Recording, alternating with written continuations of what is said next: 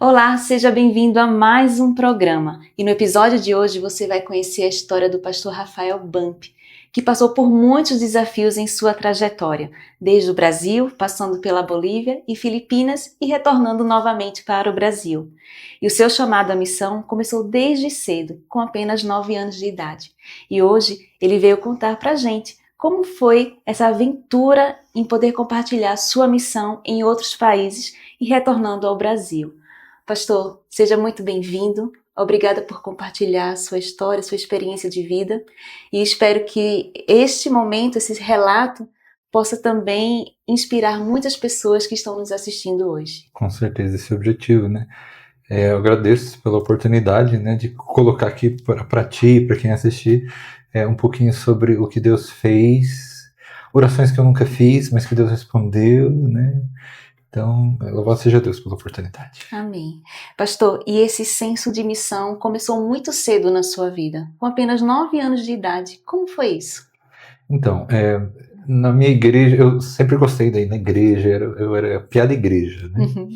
E eu lembro que tinha um pastor e ele era muito envolvido nas questões sociais, assim, ele ensinava o pessoal lá da igreja a fazer sabão líquido, esses produtos de limpeza para vender, né, para gerar uma renda extra para as pessoas. Aí eu fiquei impressionado porque minha mãe era diretora da ADRA na época e isso eu parei e pensei, nossa, mas ele faz esse negócio, então isso é pastor, então eu quero ser pastor. Então entre outras coisas, né, a gente observa o trabalho do pastor e a gente percebe o que é realmente. E daí eu lembro que a gente estava indo para a igreja, eu não lembro por que meu pai não estava aquele dia, mas a gente estava indo a pé para a igreja, aqui em São José dos Pinhais. E daí no caminho eu estava criança, né, estava brincando, subindo e descendo uns morrinhos de lado assim da rua, e minha mãe indo assim para frente, e daí ela, não sei se ela perguntou, ou eu falei, que eu queria ser pastor quando eu crescesse.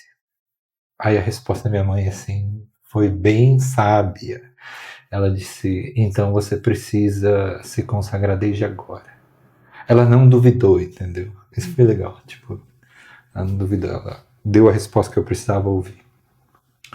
E meus avós, por parte materna, sempre sonharam em ter um filho religioso. Um dos meus tios foi para o seminário, eles eram católicos, né? Mas não concluiu. E do lado do meu pai, o meu avô ele conversava com as pessoas, conseguia interessados e minha avó dava estudo bíblico para ele, para as pessoas, né? Então eles eram missionários. Na verdade, eu fiquei sabendo há uns 3 meses atrás dessa parte da história, né? Então existe essa veia, né, missionário. Meu pai, né, ele sempre foi ancião de igreja e sempre pregou, então ele sempre foi meu herói nesse quesito espiritual. Era o meu pai. Ele não é pastor, mas ele é bem pastoral, sabe? E minha mãe é uma pessoa de serviço, sabe? O dom dela é de serviço. E como surgiu essa vontade de atuar como pastor? Então foi lá com 9 anos que eu percebi que eu queria, né? Logo depois do meu batismo, nós nos mudamos para o Mato Grosso, daí eu continuei estudando e nos estudos, na igreja, confirmava cada vez mais, né? Que era isso que eu tinha que fazer. Eu comecei a estudar, fazer uma faculdade, logo depois que eu terminei o ensino médio, de normal superior. Fiz 1 ano, mas não era o que eu queria, né? Eu fiz porque eu fui fazer o vestibular para teologia, mas assim, olhando agora para trás, eu digo assim, foi mais ou menos como um desencargo de consciência, para dizer, eu tentei pelo menos fazer o vestibular. Eu fiquei na posição 112, 113, eu acho, de 80 vagas. Então não deu, né? E quando eu estava terminando aquele ano, apareceram 2 comportoras na igreja, e elas apresentaram assim uns folhetinhos, né, da Universidade Adventista da Bolívia.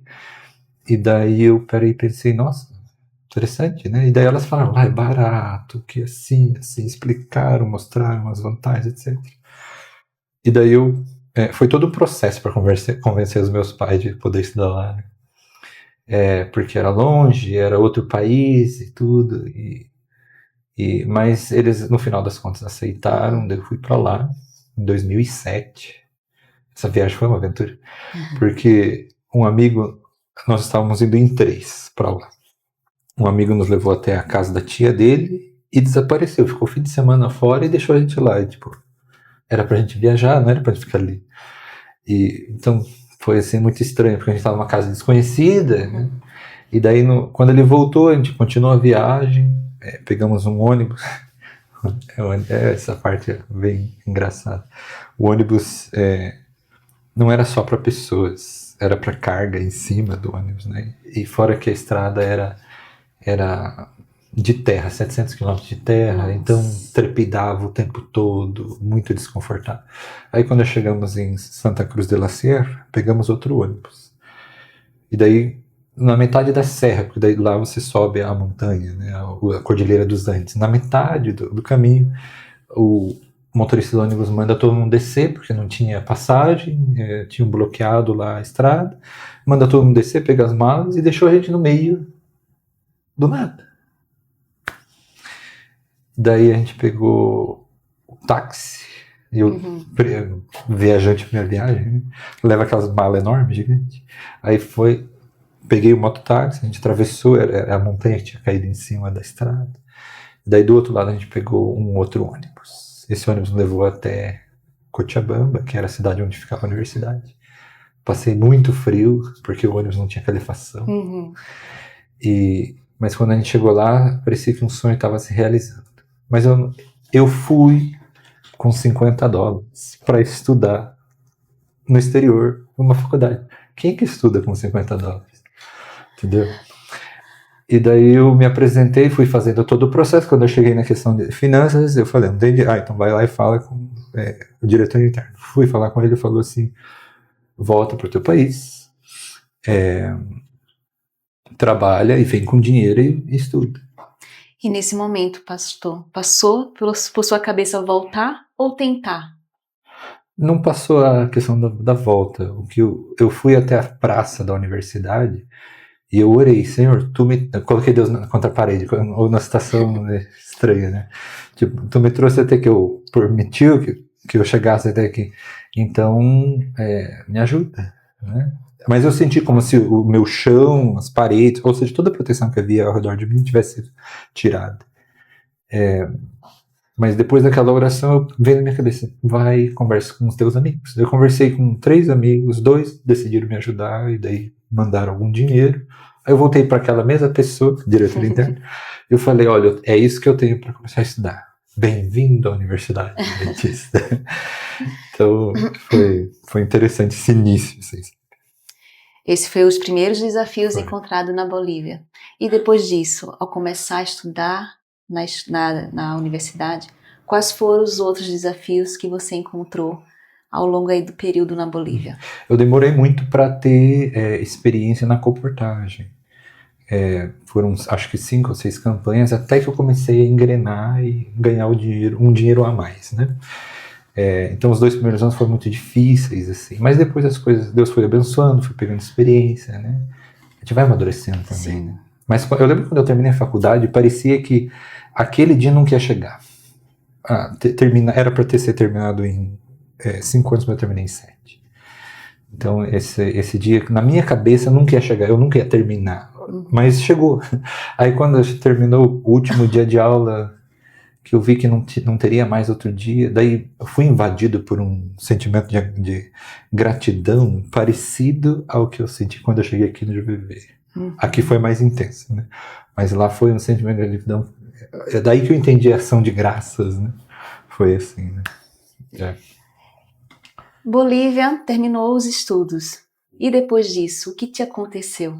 Então eu comecei a trabalhar na Bolívia mesmo. Eu sonhava terminar a faculdade e voltar para o Brasil. E essa é o ápice da história, a volta, o regresso para o Brasil, trabalhar como pastor. Mas infelizmente não houve nenhuma resposta. Eu escrevi para muita gente, eu fiz entrevista. Na verdade não entrevista, conversei com algumas pessoas, mas não houve uma resposta. Mas na Bolívia, como era bastante conhecido, então eles souberam que eu estava sem algum trabalho e já me convidaram a trabalhar como capelão numa escola adventista. Meus amigos foram embora. Aí você fica, tipo, eu fiquei sozinho, tipo, meus amigos estão embora, foram embora, cadê, o que eu faço? O fim de semana era uma depressão total. Era sua única família naquele lugar, né?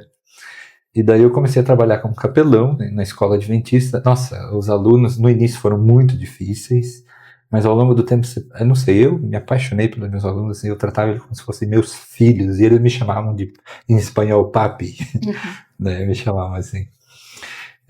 Então, a experiência foi muito boa com os alunos, com os professores na escola. Assim, eu escrevi 80 páginas das experiências que eu tive lá com eles, as mudanças de comportamento, um monte de coisa. Mas quando eu estava no segundo ano, assim, cheguei no ápice assim não sei se era tristeza, não sei. Mas porque eu sentia que não tinha um futuro, entendeu? Eu me sentia estancado de alguma forma. Daí meu pai, sem que soubesse tudo isso, me falou assim, você não quer continuar estudando? Que esse era o meu propósito. Em algum momento continuar estudando ele. Daí eu falei, sim, então vai que eu te ajudo. Eu estava guardando dinheiro para comprar um carro. E daí eu pensei, bom, posso usar esse dinheiro, mas meu pai, então daí consigo fazer o que eu tinha pensado. E daí que surgiu a ideia de ir para Andrews, nos Estados Unidos. Foi. E eu trabalhei para que isso acontecesse. Eu tinha que fazer todo um processo para poder sair do ministério de tal forma que eu pudesse voltar. Né? Porque para essa época eu já tinha um chamado como pastor. E então eu fiz todo o processo certinho que tinha que fazer, de tal forma que ninguém falasse mal de mim ou que nenhum documento faltasse. E a única razão que você pode sair do ministério e voltar é por questão de estudos. Né? E daí eu saí com esse propósito. Me aconselharam a não fazer, disseram que eu estava pensando precipitadamente, mas eu fiz porque eu vi a possibilidade. Né? E daí, bom, a história nesse aspecto é bem grande. Eu vim para o Brasil para estudar inglês. Me dediquei aí quase 6 meses, de 8 a 13 horas por dia de inglês. Né? Estudando sozinho? Sozinho, por conta, usando a internet, livros, YouTube, né? E cheguei a tal ponto assim que eu passei a entender, não falava, mas entendia tudo que eu via. E daí eu fui para Bolívia para pegar uns documentos que eu precisava para enviar para a universidade. E quando eu fui para lá, encontrei a esposa de um pastor que foi trabalhar lá nas Filipinas, que foi meu professor lá na Bolívia. E daí ela falou, lá é barato, tem mestrado, tem doutorado. Eu pensei, então, é uma possibilidade. Aí eu entrei, naquele mesmo dia, eu entrei na internet e vi lá os valores, converti a reais e falei, nossa, naquele dia eu ia enviar os documentos para Andrews, ao invés de enviar para lá, enviei para Filipinas. Nossa, mudança total de rota. Foi. Aí eu voltei para casa, peguei aquele dinheiro, comprei a passagem, e acho que foi em setembro de 2016 fui para lá. Aí começa uma jornada, né, de primeiro aprender inglês, né, um curso muito intensivo de 3 meses para aprender inglês, para poder entrar no mestrado, inglês acadêmico, né, bem complexo. E daí quando começou, foi bem, sabe? Foi indo bem nos primeiros meses, nos 2 primeiros semestres, mas quando chegou na metade, eu enfrentei assim, uma dificuldade muito grande, porque meu pai tinha alguns contratos de trabalho e eles foram cancelados, assim, 2 contratos de uma vez. Então daí aquela promessa que ele tinha feito de ajudar, ele não podia mais honrar, né? E o que eu tinha de recursos para comprar o carro que eu tinha planejado antes, já tinham acabado. E daí, depois de não sei quanto tempo, eu não sei quanto tempo, mas eu já estava há várias semanas sem verduras, sem frutas, assim, só comendo arroz, lentilha, essas coisas assim, seco, sabe? Aí um dia eu falei assim para Deus, Senhor, de noite, antes de dormir, faz bastante tempo que eu não como uma fruta, uma verdura. Eu pedi para ele que ele me desse fruta e verdura. Mas aquela oração que você faz, né? Não digo que era sem fé porque foi com fé. Eu acreditava que Deus era capaz de fazer aquilo, eu orei. Mas assim, não é aquela que você espera que Deus responda rápido. E daí aconteceu que no outro dia, uma amiga minha, colega da faculdade, do mestrado, veio lá, ela não sabia onde que eu morava, ela nunca tinha vindo lá, e não sabia do que estava acontecendo. Ela veio lá com uma sacola de peras e maçãs. Lá não produz essas frutas, são frutas mais do norte ou do sul, e lá fica bem no meio do planeta. E daí ela trouxe, e daí eu parei e pensei, nossa, Deus respondeu enviando as frutas mais caras e importadas, porque cada uma delas custava ao redor de R$6. Cada maçã tinha 6 maçãs e 6 peras. Então era uma sacola cara de frutas. Aí eu parei e pensei, nossa, então eu posso ousar pedir mais. E foi uma sequência de mais de 30 dias, orando de noite, pedindo coisas específicas, e de dia Deus respondendo. Eu não lembro exatamente o que eu pedia, mas eu lembro uma vez, era uma sexta-feira, que eu pedi por pão. E daí eu fui no culto, na sexta-feira à noite, que lá eles têm culto na sexta-feira à noite. E o pastor que estava pregando tinha pedido para a esposa, um casal ucraniano, para fazer um pão bonito, assim, porque ele queria usar o pão como uma ilustração. E aí então, no final do sermão, ela olhou para mim assim, Rafael, pega o pão, leva para você. Eu falei, nossa, que incrível. Então, e eu contava isso para minha mãe, como que Deus ia respondendo as orações, e daí eles contavam como que Deus estava cuidando deles aqui, respondendo as orações deles aqui. Então, eu lembro uma vez que minha mãe chorou, assim, porque era muito mais do que nós poderíamos suportar, ou seja, era tanta bênção, tanto cuidado, e eu lembro que nesse período eu fiquei ao redor de 1 ano sem dinheiro na carteira. Nossa. E Deus me susteve todo esse período. Então, aquilo para mim foi assim, ó, se em algum momento da vida eu duvidei que Deus não existe, ou duvidei da existência de Deus, ou se algum dia eu duvide disso, eu tenho que lembrar dessa história. Porque é a coisa mais lógica na minha cabeça. Porque vai ser lógica. A coisa mais lógica que prova que Deus sim existe. Porque eu pedia de noite, Deus respondia de dia, numa sequência de dias, exatamente o que eu pedia. Era o maná que era derramado para você diariamente, né? Literalmente. E depois das Filipinas, o que foi que aconteceu? Então, quando eu terminei o mestrado, ou estava próximo de terminar o mestrado, eu comecei a entrar em contato com bastante gente no Brasil, aqui na América do Sul, para voltar, né, a trabalhar. Né? E o meu sonho, como eu falei no início, era trabalhar no Brasil. Ninguém respondia.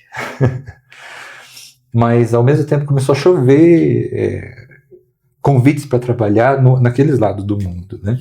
Na Papua Nova Guiné, no Irã, no Iraque, no Paquistão, na Tailândia, etc. Né? Vários países assim, e interessante por causa, o Ayas tem uma boa fama naqueles lados, então se o Ayas me recrutou, então eu era confiável, eles não precisavam fazer nenhuma entrevista, era só ir trabalhar. Então tinha essa vantagem. Então eu ficava feliz por isso, mas ao mesmo tempo ficava triste, porque de onde eu vinha, nada aparecia, nenhuma oportunidade. E daí, conversando com uma amiga boliviana que queria fazer o mestrado, fez teologia mais ou menos próxima comigo, ela queria vir estudar um mestrado lá nas Filipinas, e eu motivando ela, dizendo aqui, você vai ter muitas oportunidades. E daí, nessas conversas, ela conversou com o pai dela, na minha cabeça, eu sabia, mas eu nem passou na minha cabeça o fato de que ele podia, de alguma forma, intervir, né? E tampouco pensei nisso, né? E daí ela falando pro pai dela de mim, do que eu estava fazendo, etc, que estava terminando o mestrado, o pai dela teve ideia, mas ele pode vir para cá, né, ser o nosso diretor do departamento de inglês. Aí na próxima conversa ela falou para mim, olha, meu pai mencionou isso, mas acho que você não vai aceitar, porque... Eu falei, mas é isso que eu estou esperando. Claro, não ser diretor do departamento de inglês, né, mas daí depois de uma conversa que eu tive com o reitor, o pastor Heber Pinheiro, eu falei para ele, olha, eu até aceito ir, mas com uma condição, que vocês me deem pelo menos uma matéria em teologia ou formação cristã em qualquer uma das outras faculdades. Ele topou. E daí eu falei, então, vou. por aquela única matéria cada semestre, foi que eu voltei. E foi a provisão divina, sabe? Porque lá eu tinha sido convidado na verdade eu tinha aplicado para continuar para o doutorado, tinha sido aceito, e uma família russa tinha oferecido pagar os meus estudos. E por alguma razão, não lembro exatamente porque, eu decidi vir para cá, né? E foi quando começou a pandemia, uns meses depois. E eu lembro que meus pais não estavam em boas situações financeiras, e eu vivia eu era empregado da universidade, mas vivia como interno, né? Então eu não tinha gasto com comida, com essas coisas básicas, internet, luz, água, etc. Então o meu salário represava. E como era pandemia, não era momento de gastar, né? A gente cuidava disso. E daí, quando a minha família, algumas vezes no ano, precisou de ajuda, daí eu podia enviar para eles esse dinheiro. Então, daí eu olhando para trás assim, não era uma perda de tempo, porque eu fiquei naquele período eu estava muito angustiado assim, será que eu volto para o ministério? Porque eu tinha um prazo agora eu lembrei, eu tinha um prazo de 5 anos para voltar, e aquele prazo faltava 1 ano e meio, mais ou menos, quando eu terminei lá nas Filipinas. Então eu tinha que voltar rápido. E daí, quando eu cheguei lá, não vi na Bolívia, né? Não vi nenhum interesse, né? Assim, eu conversei com os presidentes dos campos, mas como eu não era nacional, não tinha prioridade. E tinha muita gente nacional esperando uma oportunidade para entrar como pastor. Então, eu até entendo, né, a circunstância. E daí, trabalhei lá, né, dando aula de inglês, aula de Bíblia, etc, né? E as coisas foram se desenvolvendo bem legal, assim, em muitos aspectos, mas aquela preocupação, quero ser pastor e quero voltar para o Brasil, se juntando, né? E daí eu conversei com o reitor da universidade, com o presidente da União Boliviana também. E no final das contas, ambos disseram que não tinham conseguido nada. E o reitor um dia veio para mim e falou assim, olha, a gente não conseguiu aqui uma oportunidade para você entrar como pastor. A gente deixa disponível para você. Você pode escolher, você ficar aqui ou procurar uma oportunidade em algum outro lugar. Aquele dia foi como um luto para mim, assim, sabe? Porque em outras palavras, ele estava dizendo assim, não tem saída para você, tipo, não tem uma solução, não tem um retorno para o ministério.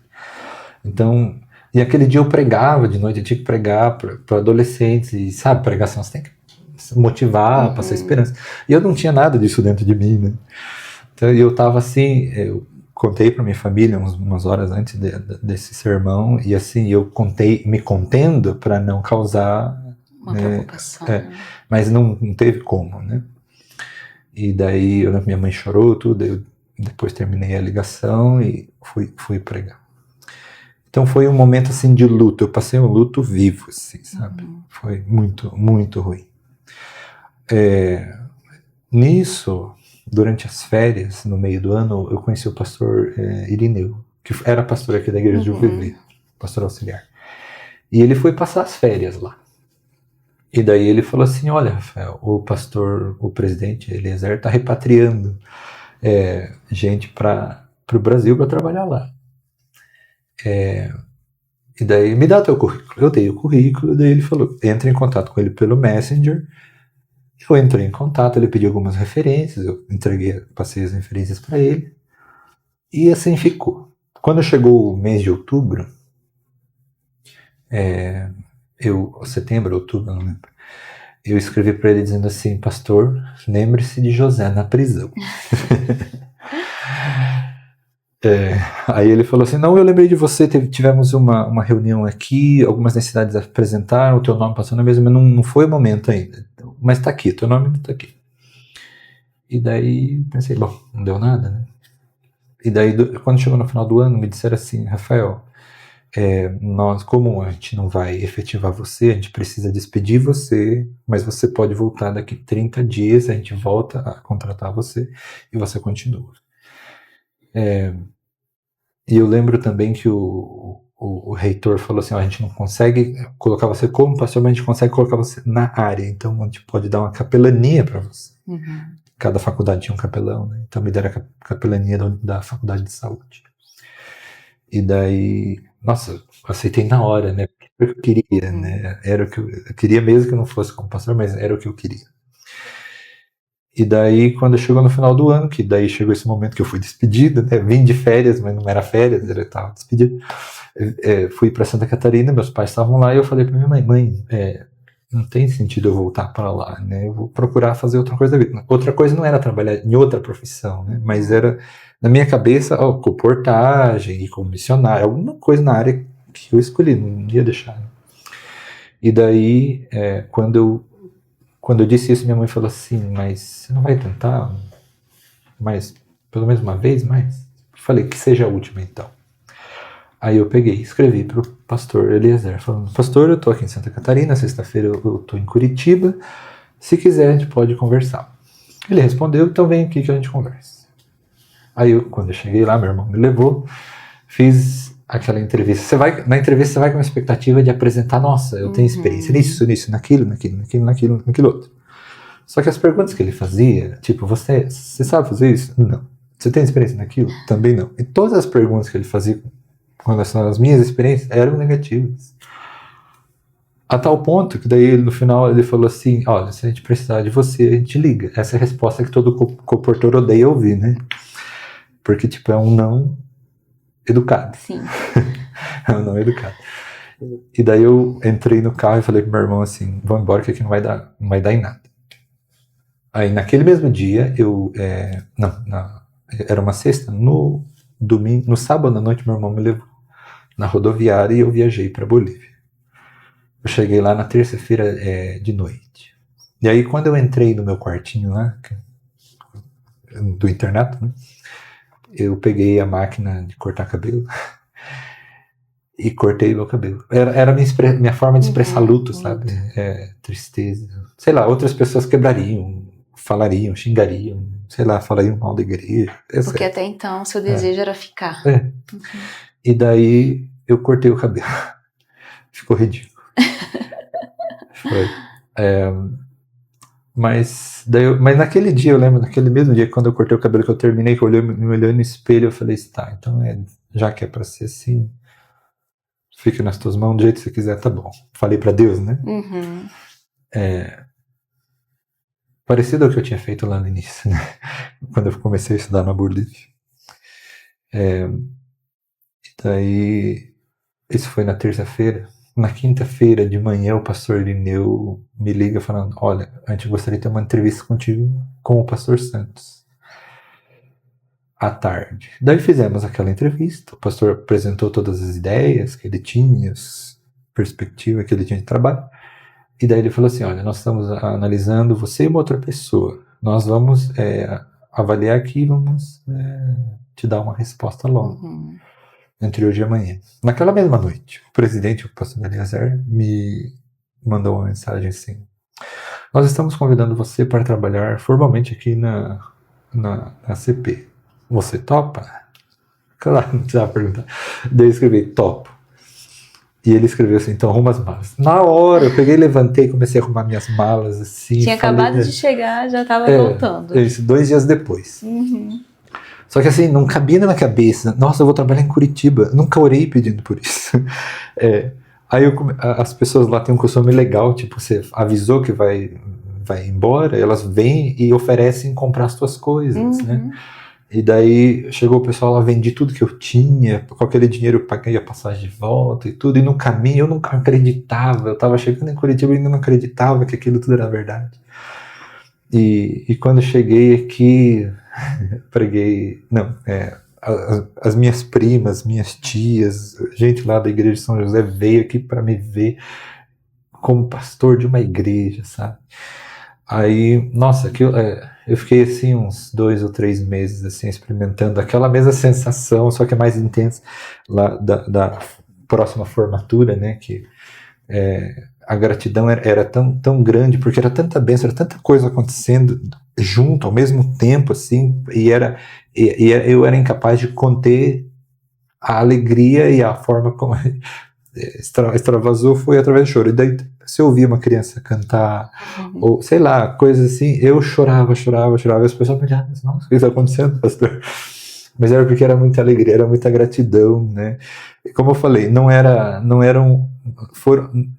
foram orações que eu fiz pedindo para trabalhar aqui, porque eu nem sequer acreditava que isso podia acontecer. Mas quando eu fui em 2012 de férias para casa, aquela professora que tinha dito, professora dos primários, que tinha dito, eu vou orar para você vir trabalhar aqui, ou pastor, Deus respondeu a oração dela. Uhum. Sabe? Deus respondeu a oração dela. E talvez respondeu, com certeza, né? Respondeu as orações dos meus avós paternos, que queriam, né? Maternos, que queriam um filho que fosse religioso, né? Então, assim, nossa, olhando para trás, eu só louvo a Deus, né? Pelo que Ele fez, pela trajetória, né? Até aqui. Sabe Deus o que tem para frente, né? Então, eu fico feliz porque da forma que Ele tem guiado, tem respondido, tem mostrado e atuado, isso me dá certeza que daqui para frente também vai ser assim. Com certeza, pastor. E a sua história, ela serve de inspiração para muitas pessoas, né? Que neste momento estão passando por alguns desafios de faculdade, de estudos, ou então de repente não está dando nada certo na vida para essas pessoas. O que o senhor poderia aconselhá-las a respeito dos seus sonhos para nunca perder o foco? Olha, a minha maior preocupação na época era, eu estou fazendo a vontade de Deus? Em todos os aspectos da vida, sabe? Então, o que eu tenho a dizer para você que está ouvindo a gente é justamente isso. Primeiro, se certifica do que o que você está fazendo, o caminho que você está trilhando, está segundo a vontade de Deus. Né? O que você está fazendo, o que Deus quer que você faça, o que a palavra de Deus ensina. Porque acho que isso a Bíblia diz que isso é o princípio da sabedoria. Né? O temor do Senhor é o princípio da sabedoria. Então, começa por aí. Segundo, se desafie. Eu aprendi naquela experiência lá das maçãs, né, que eu podia ousar nas minhas orações, pedir mais do que eu estava esperando. Então, ouse pedir a Deus muito mais, porque Deus ele é capaz de maravilhar-nos muito mais além daquilo que nós pedimos e sonhamos, diz a palavra de Deus. Né? Então, não tenha medo de pedir para Deus. Você que é estudante, que está passando por dificuldades, é temporário. Terminou a faculdade, as coisas melhoram. Né? E continua, né? Persevera. Porque eu vivi essas experiências. Né? Tem muitas outras que podia ter contado, né? Mas eu vi essas experiências. Quando eu percebi que eu não tinha mais como me sustentar, Deus veio e me sustentou. E se mostrou tão real como nunca. Então, Deus não é conto da carochinha, não é um resultado de uma mitologia, é alguém que realmente existe. Então, que Deus continue respondendo as suas orações, as nossas orações, né? E que Ele fale profundamente do coração e te use como instrumento, né? Para o reino dele aqui na Terra. Amém, que assim seja. Pastor, mais uma vez, obrigada. Deus continue conduzindo a sua trajetória, que possa inspirar muitas e muitas vidas. Amém. O nosso programa está chegando no fim. Nos encontramos no próximo Trajetórias, Histórias que Transformam Vidas. Até lá!